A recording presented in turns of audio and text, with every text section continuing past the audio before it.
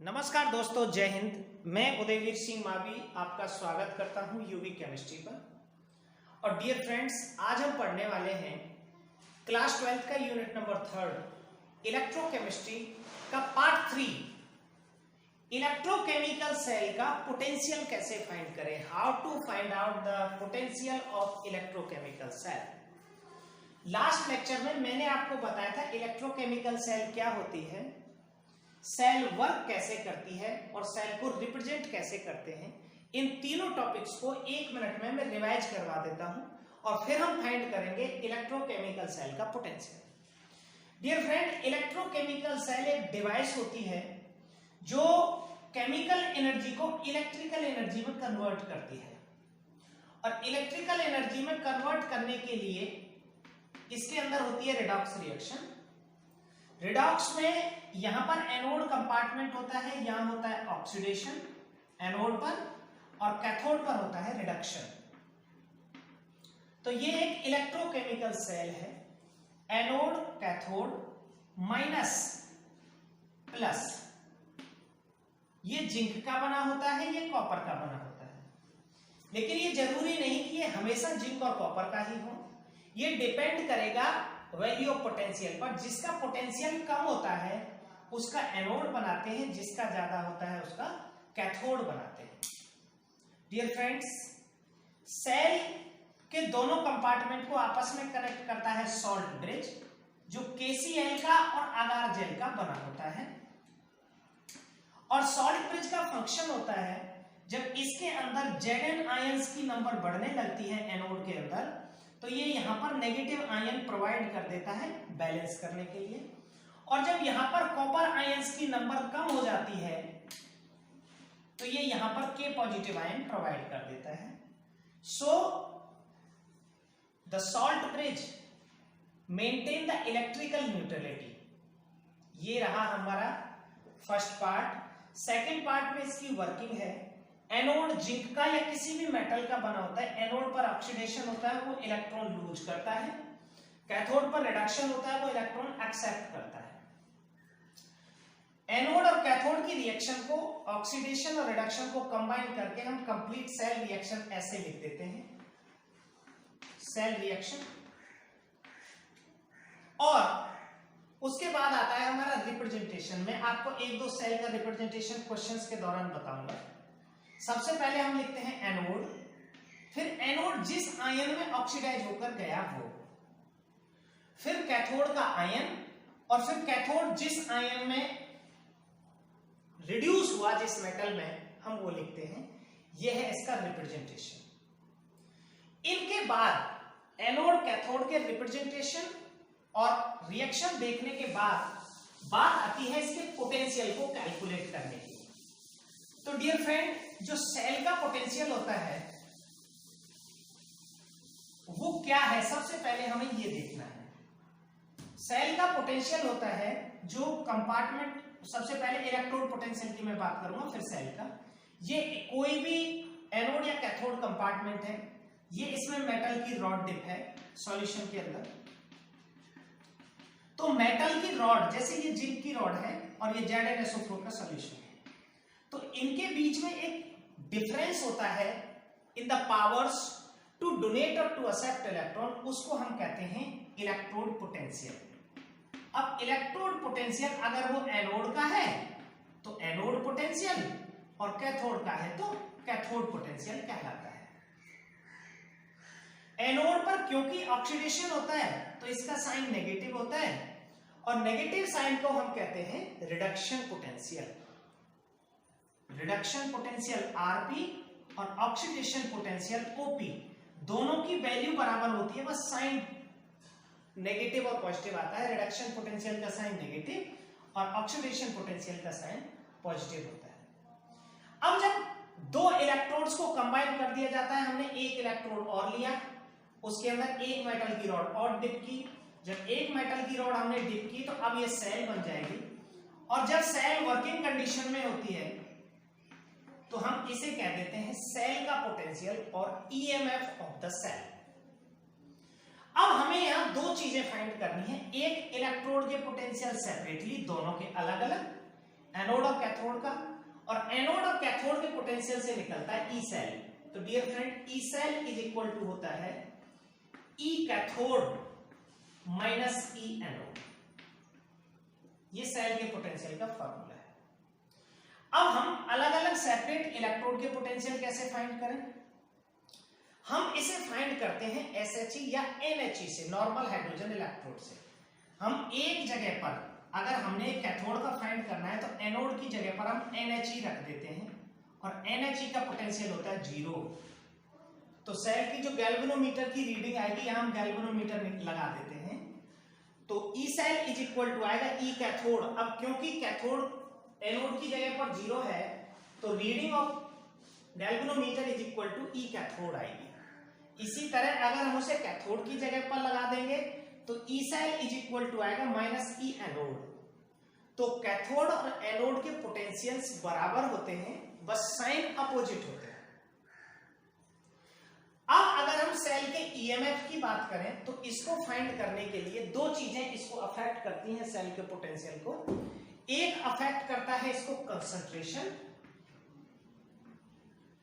और एक अफेक्ट करता है टेम्परेचर। तो कंसंट्रेशन के इफेक्ट को हम मेंशन करते हैं नस्ट इक्वेशन के अंदर, और अगर हम पोटेंशियल फाइंड आउट करें तो सेल का पोटेंशियल फाइंड किया जाता है नस्ट इक्वेशन से। E cell is equal to E naught cell minus 2.303 RT upon NF log product की कंसंट्रेशन अपॉन रिएक्टेंट की कंसंट्रेशन। इसको हम और QC भी लिख सकते हैं, रिएक्शन क्वोशिएंट। अब प्रोडक्ट की कंसंट्रेशन हम लेंगे यहां से Zn और कॉपर की। अब कॉपर क्योंकि सॉलिड है तो सॉलिड की कंसंट्रेशन 1 ली जाती है।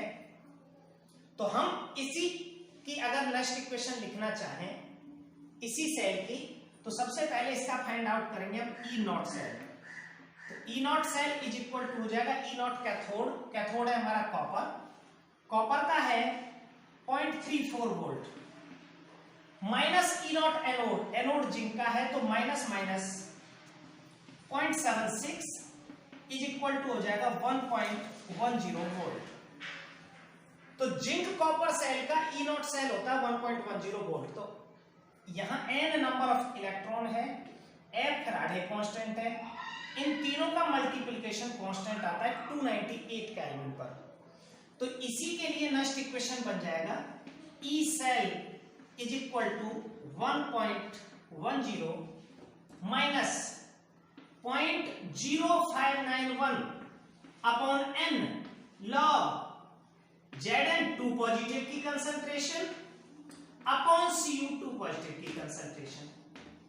तो by putting the value of concentration of Zn and copper 2 positive ion, we can find out the EMF of copper zinc galvanic cell। तो पोटेंशियल फाइंड करने के लिए हमें दोनों इलेक्ट्रोड के स्टैंडर्ड पोटेंशियल पता हो। स्टैंडर्ड पोटेंशियल से हम निकालेंगे E naught cell, E naught cell is equal to E naught cathode minus E naught anode.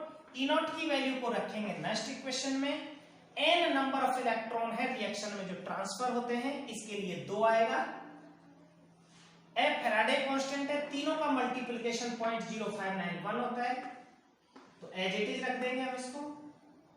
Log product upon reactant में प्रोडक्ट ये दोनों है, लेकिन ये हमारा 1 और यहां पर ये 1, तो ये रह जाएगा सिर्फ Zn2 positive upon copper 2 positive. तो डियर फ्रेंड, इस तरह से हम फाइंड कर सकते हैं किसी भी सेल के पोटेंशियल को।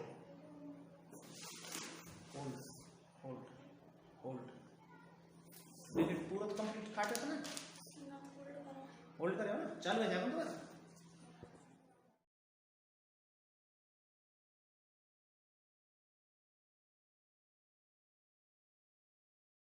अब हम एक क्वेश्चन करेंगे ईएमएफ कैलकुलेट करने के लिए। डियर फ्रेंड, ये कोई सेल गिवन है, calculate the EMF of the cell. EMF कहते हैं इलेक्ट्रोमोटिव फोर्स को। जब हम दो हाफ सेल्स को, हाफ सेल मतलब इलेक्ट्रोड्स को जोड़ देते हैं तो सेल बनती है। सेल और सर्किट के बीच में जो इलेक्ट्रॉन देने का या लेने का डोनेटिंग और एक्सेप्टिंग बिहेवियर होता है उसको ईएमएफ कहते हैं। अब ये कोई सेल गिवन है, Ag solid, Ag positive 1m ये कंसंट्रेशन है, Cu2 पॉजिटिव 1m और Cu सॉलिड। इस सेल का हमें ईएमएफ फाइंड करना है गिवन डाटा से। यहाँ Ag का E नॉट जो है वो 0.80 वोल्ट होता है प्लस का, और कॉपर का जो ईएमएफ है, जो E नॉट सेल है वो 0.34 वोल्ट होता है प्लस का। अब हमें इसका ईएमएफ फाइंड करना है। डियर फ्रेंड, सबसे पहले हम निकालेंगे E नॉट सेल। तो E naught cell is equal to होता है E naught cathode minus E naught anode. अब यहां कैथोड कौन है? कैथोड है ये, तो वैल्यू रखेंगे 0.34 माइनस 0.80, तो ये आएगा माइनस का 0.46 वोल्ट। अब कोई भी सेल माइनस के पोटेंशियल के साथ एग्जिस्ट नहीं करती, तो ये सेल इस तरह एग्जिस्ट नहीं करेगी। मैंने बताया था कि अगर हमें पोटेंशियल्स गिवन है तो कम पोटेंशियल का एनोड बनता है हमेशा, तो इनकी पोजीशंस इंटरचेंज हो जाएंगी, तो इनकी रिएक्शन भी इंटरचेंज हो जाएंगी। तो अब जो रिएक्शन बनेगी इन पोटेंशियल्स के आधार पर, कम पोटेंशियल कॉपर का है तो कॉपर का एनोड बनेगा, एनोड पर होगा ऑक्सीडेशन। तो रिएक्शन ऐसे बनेगी Cu solid is equal to Cu2 positive aqueous plus 2 electron और 2Ag plus 2 electron is equal to Ag। अब हम इसकी बना देंगे नेक्स्ट इक्वेशन और यहां से निकालेंगे E नॉट सेल। तो ये जो कम है ये एनोड बन जाएगा माइनस के साइन के साथ, और ये बन जाएगा कैथोड। तो अब इस सेल का जो पोटेंशियल होगा E नॉट सेल वो आएगा E नॉट कैथोड, कैथोड होगा ज्यादा पोटेंशियल का 0.80 वोल्ट माइनस 0.34 वोल्ट, तो ये आ जाएगा 0.46 वोल्ट प्लस का सेल पोटेंशियल। और इसकी वैल्यू को हम रख देंगे नेक्स्ट इक्वेशन में। इसी क्वेश्चन की नेक्स्ट इक्वेशन अगर हम लिखें तो इसकी नेक्स्ट इक्वेशन बन जाएगी E cell is equal to E naught cell 0.46 minus 0.0591 upon n log product कौन है। अब हमने इसकी एक्सचेंज किया था इक्वेशन को, तो इसकी रिएक्शन चेंज हो गई थी। तो प्रोडक्ट हमेशा लिखा जाता है जिसका ऑक्सीडेशन होता है, तो ऑक्सीडेशन किसका हुआ था? Cu2 पॉजिटिव का। तो Cu2 पॉजिटिव की कंसंट्रेशन अपॉन Ag पॉजिटिव की कंसंट्रेशन का स्क्वायर। अब क्योंकि ये दोनों एक हैं इस क्वेश्चन के, तो ये 1 1 और log 1 की वैल्यू कितनी होती है? 0, तो ये सारा हो जाएगा 0। तो इसका जो E सेल आएगा, E cell is equal to आ जाएगा E नॉट सेल के। तो ये इस तरह से हो गया इसका पोटेंशियल फाइंड। अब इसके बाद हम अगर एप्लीकेशन ऑफ नेक्स्ट इक्वेशन की बात करें तो नेक्स्ट इक्वेशन के 3 एप्लीकेशन है मेन। सबसे पहला एप्लीकेशन हम इसकी हेल्प से सेल का ईएमएफ फाइंड कर लेते हैं। सेकंड है हम इसकी हेल्प से इक्विलिब्रियम कांस्टेंट Kc फाइंड करते हैं। Kc कैसे फाइंड करते हैं? आप नेक्स्ट इक्वेशन लिखेंगे। नेक्स्ट इक्वेशन है हमारा E is equal to E naught minus 0.0591 upon n log Q मतलब प्रोडक्ट अपॉन रिएक्टेंट। ये एट इक्विलिब्रियम, इक्विलिब्रियम पर E जो सेल है EMF ये 0 हो जाएगा और ये इधर आके प्लस का हो जाएगा, तो ये रह जाएगा हमारा 0.0591 upon n log Kc is equal to E naught. और log Kc is equal to आ जाएगा हमारा E नॉट n अपॉन 0.0591। इस तरह से हम इक्विलिब्रियम कांस्टेंट फाइंड करते हैं।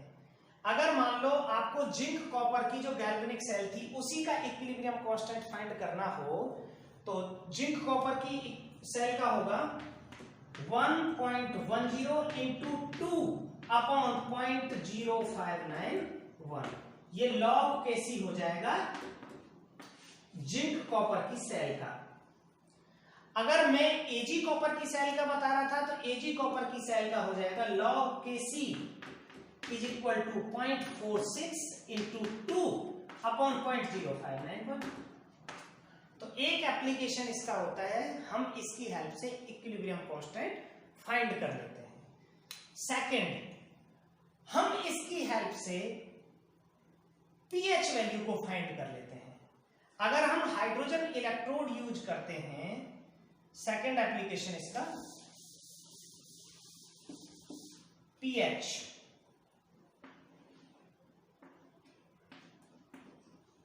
कैसे फाइंड करेंगे? E is equal to E naught minus 0.0591 upon n log 1 upon H positive. Log 1 upon H positive का मतलब pH होता है और हाइड्रोजन के लिए E नॉट की वैल्यू 0 होती है। तो ये E जो बचेगा E is equal to minus 0.0591 upon n pH। इस तरह से हम pH को फाइंड कर लेंगे